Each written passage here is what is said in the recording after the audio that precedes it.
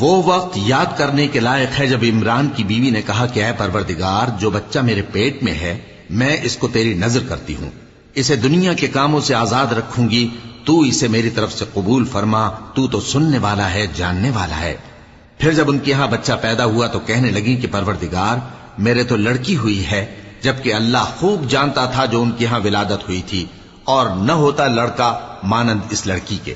اور کہنے لگیں میں نے اس کا نام مریم رکھا ہے، اور میں اس کو اور اس کی اولاد کو شیطان مردود سے تیری پناہ میں دیتی ہوں۔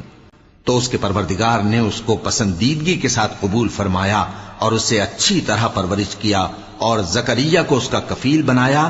زکریا جب کبھی عبادت گاہ میں اس کے پاس جاتے تو اس کے پاس کھانا پاتے۔ یہ کیفیت دیکھ کر ایک دن مریم سے پوچھنے لگے کہ مریم، یہ کھانا تمہارے پاس کہاں سے آتا ہے؟ وہ بولی کہ اللہ کے ہاں سے آتا ہے، بے شک اللہ جسے چاہتا ہے بے